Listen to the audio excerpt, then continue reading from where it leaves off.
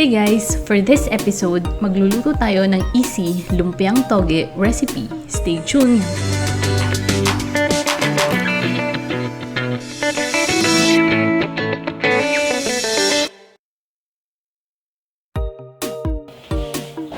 Sa isang pan, maglagay ng around 2 tablespoon na mantika. Isunod nating ilagay ang bawang. Maraming pumapansin na sibuyas daw ang dapat unahin sa pagigisa dahil masusunog ang bawang. Sa palagay ko, mas masarap pa din yung nakasanayan natin na bawang ang uunang igisa. Try nyo din and comment down below kung may pinagkaiba.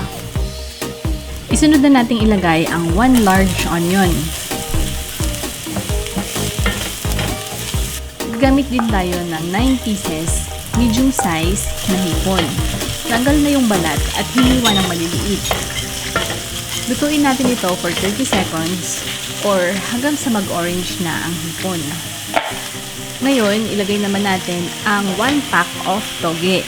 Around 400 grams ito.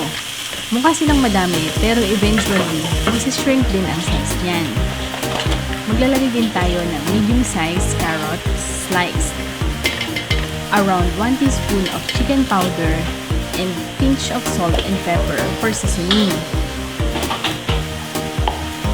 Mix well para evenly distributed ang seasoning.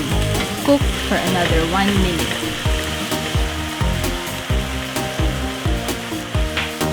So, habang iniintay natin itong maluto, don't forget to subscribe to our channel at manood na iba pa naming videos.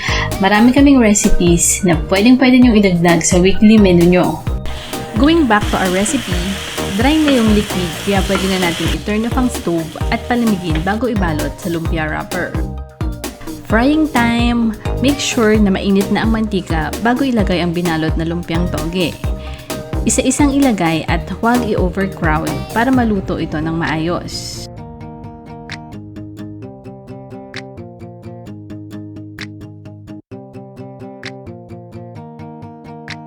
Ito na ang ating easy Lumpiang Togue Recipe. Serve with vinegar for dipping. Hey mga ka-foodie! Nagustuhan nyo ba ang recipe na ito? Let us know in the comment section below. Hit like if you enjoy this video.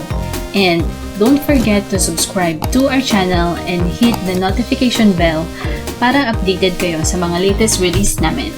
Until next time, this is Foodie Pinoy saying goodbye and it's a wrap!